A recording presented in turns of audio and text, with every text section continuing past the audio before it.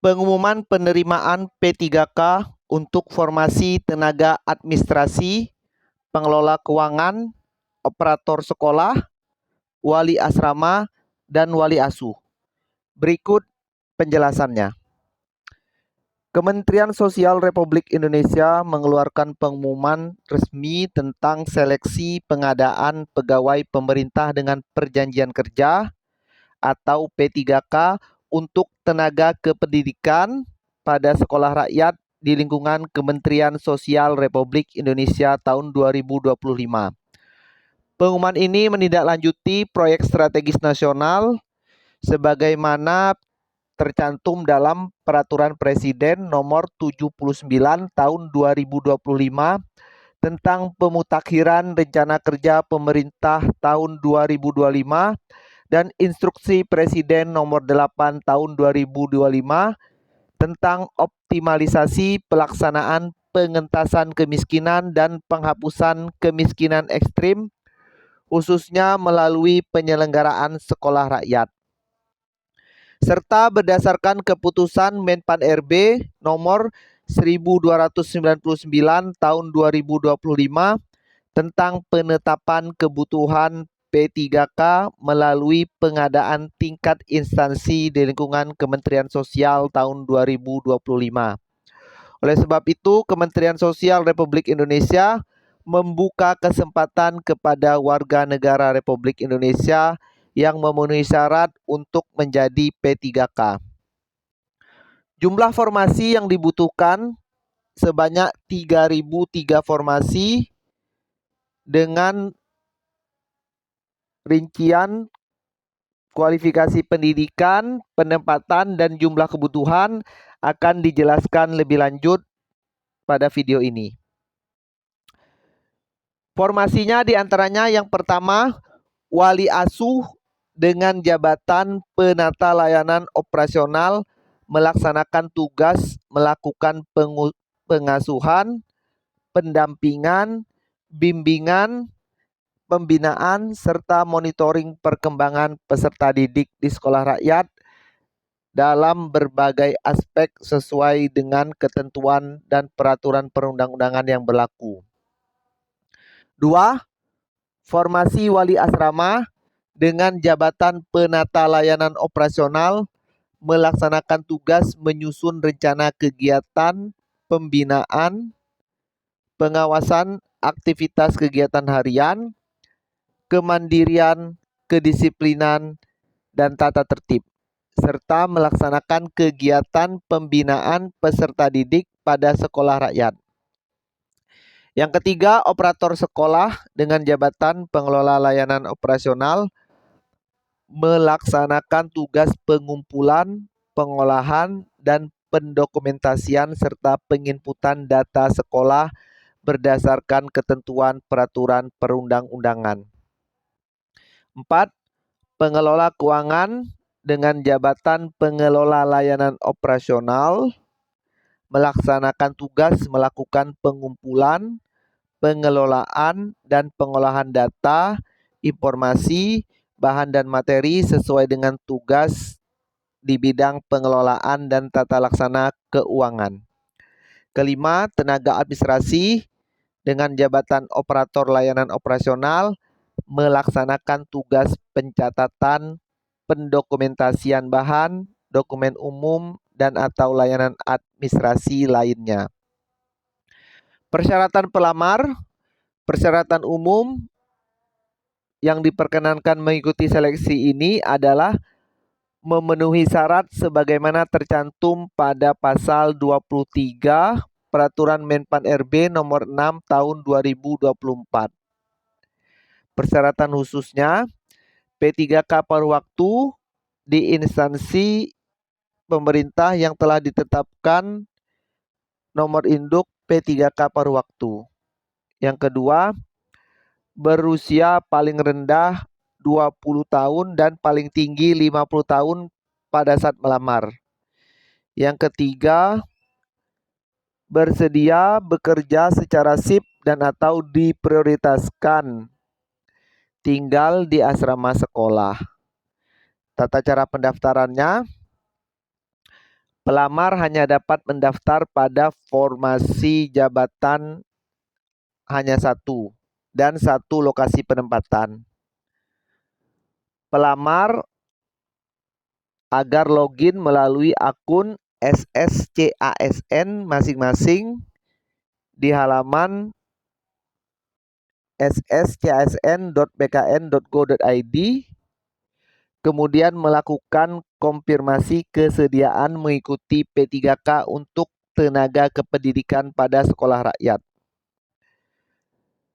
Selanjutnya memilih formasi jabatan pada sekolah rakyat yang tersedia, kemudian memperbaharui data kualifikasi pendidikan sesuai dengan jabatan yang dilamar. Selanjutnya mengunggah pindai ijazah dan transkrip nilai sesuai kualifikasi pendidikan yang dipilih dalam bentuk PDF dengan ketentuan bahwa dokumen yang dipindai berwarna atau tidak hitam putih, dokumen asli, bukan fotokopi ataupun bukan fotokopi yang dilegalisir, serta filenya dapat dibuka, terbaca dan jelas.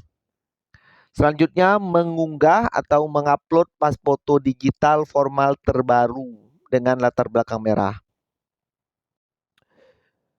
Tata cara selanjutnya, pelamar harus membaca ketentuan pendaftaran daring dengan baik dan teliti dengan persyaratan yang harus dipenuhi sebelum mengisi formulir pendaftaran. Karena apabila dokumen yang dikirimkan pelamar tidak lengkap dan atau tidak sesuai, maka akan dinyatakan gugur. Untuk jadwal seleksi dan jenisnya, yang pertama seleksi administrasi. Dilakukan untuk mencocokkan dokumen pendidikan dengan kualifikasi jabatan. Selanjutnya, pelamar yang lolos seleksi administrasi akan diumumkan di sscasn.bkn.go.id dan di website kemensos.go.id. Yang kedua, seleksi kompetensi teknis tambahan atau SKTT berupa psikotes. Teknis pelaksanaan SKTT ini akan diumumkan kemudian. Selanjutnya, jadwal seleksi sebagai berikut yang bersifat tentatif. Apabila terdapat perubahan akan diumumkan melalui sscsn.bkn.go.id dan atau kemensos.go.id.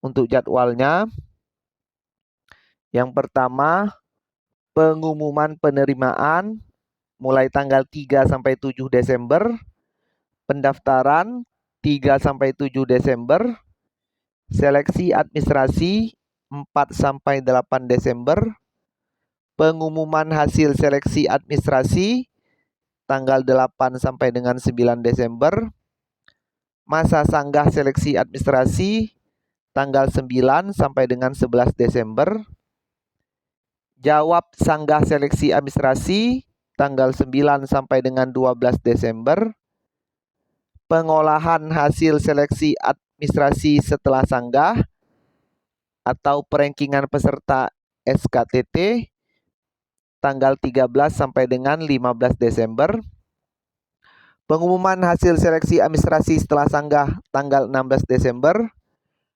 penjadwalan seleksi kompetensi teknis tambahan atau SKTT tanggal 16 sampai dengan 17 Desember, pengumuman jadwal seleksi kompetensi teknis tambahan atau konfirmasi peserta tanggal 18 sampai dengan 20 Desember, pelaksanaan seleksi kompetensi teknis tambahan tanggal 21 sampai dengan 23 Desember, pengolahan hasil seleksi kompetensi teknis tambahan tanggal 2 sampai dengan 9 Januari 2026, pengumuman hasil seleksi kompetensi teknis tambahan tanggal 10 sampai dengan 12 Januari 2026, masa sanggah hasil seleksi kompetensi teknis tambahan tanggal 11 sampai dengan 13 Januari 2026, Jawab sanggah hasil seleksi kompetensi teknis tambahan tanggal 12 sampai dengan 14 Januari 2026. Pengumuman seleksi kompetensi teknis tambahan setelah sanggah tanggal 15 sampai dengan 16 Januari 2026. Pengisian daftar riwayat hidup dan pemberkasan tanggal 17 sampai dengan 26 Januari 2026. Dan terakhir usul penetapan nomor induk P3K tanggal 20 sampai dengan 30 Januari 2026. Untuk sistem kelulusannya menggunakan sistem prioritas dan peringkat terbaik. Urutan prioritas adalah sebagai berikut. Yang pertama, P3K paruh waktu di lingkungan Kementerian Sosial. Yang kedua, P3K paruh waktu di lingkungan instansi pemerintah lainnya. Peserta yang dinyatakan lulus seleksi akan diumumkan pada laman sscisn.bkn.go.id dan laman kemensos.go.id.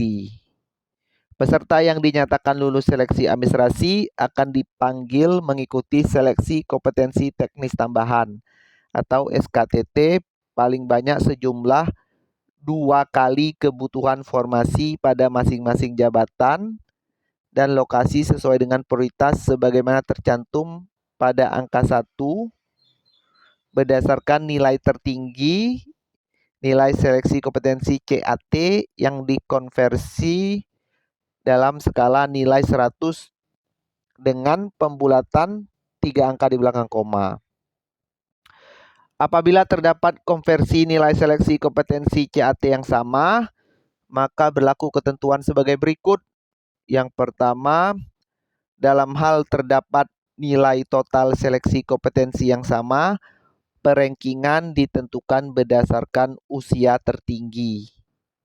Yang kedua, dalam hal terdapat usia yang sama, maka peserta diikutkan semua. Selanjutnya, peserta yang dinyatakan lulus berdasarkan peringkat terbaik sesuai dengan prioritas sebagaimana pada angka 1 tadi. Apabila terdapat nilai total yang sama, maka berlaku ketentuan sebagai berikut.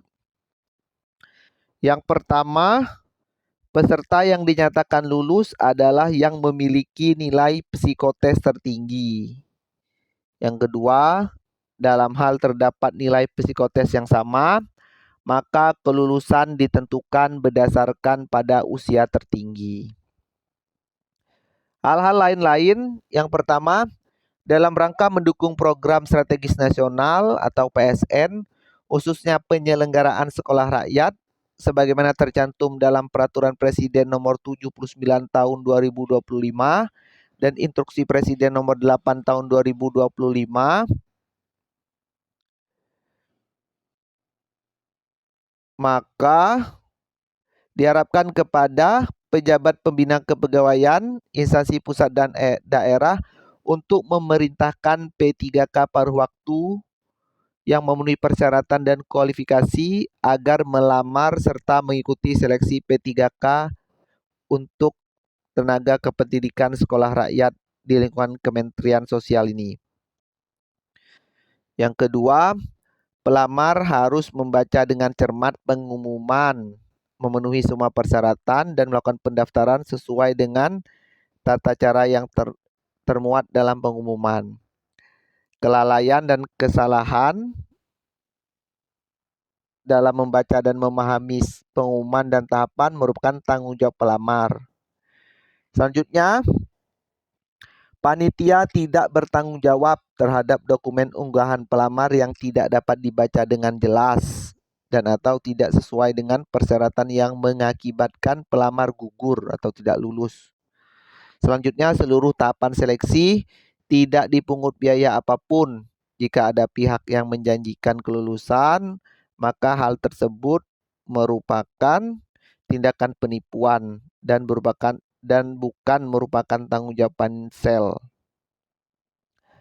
Yang kelima, peserta, keluarga dan pihak lain dilarang memberikan sesuatu dalam bentuk apapun kepada panitia seleksi. Apabila diketahui, maka akan diproses sesuai ketentuan hukum yang berlaku dan digugurkan kelulusannya. Keputusan panitia seleksi dalam kelulusan pelamar atau pendaftar pada setiap tahapan tes bersifat mutlak dan tidak dapat diganggu-gugat. Selanjutnya, untuk formasi pengadaan P3K Tenaga Kependidikan di lingkungan Kementerian Sosial ini, yang pertama untuk jabatan penata layanan operasional, kualifikasi pendidikannya S1 semua jurusan atau D4 semua jurusan. Selanjutnya, untuk penata layanan operasional atau wali asrama, kualifikasi pendidikannya S1 semua jurusan atau D4 semua jurusan. Selanjutnya, untuk pengelola layanan operasional atau operator dapodik, kualifikasi pendidikannya D3 administrasi atau D3 kearsipan atau D3 manajemen informatika atau D3 manajemen informatika dan komputer atau D3 sistem informasi atau D3 teknik informatika atau D3 teknik komputer. Selanjutnya, untuk formasi pengelola layanan operasional atau pengelola keuangan, kualifikasi pendidikannya D3 administrasi keuangan atau D3 akuntansi atau D3 ekonomi akuntansi atau D3 keuangan dan perbankan atau D3 komputer akuntansi atau D3 komputerisasi akuntansi atau D3 manajemen administrasi atau D3 manajemen keuangan dan perbankan. Selanjutnya, untuk operator layanan operasional atau tenaga administrasi, kualifikasi pendidikannya SMA atau sederajat. Jumlah formasinya sebanyak 3.003 dengan penempatan sebagai berikut. Bagi yang ingin menanyakan lokasi kotanya, dapat komentar di kolom komentar.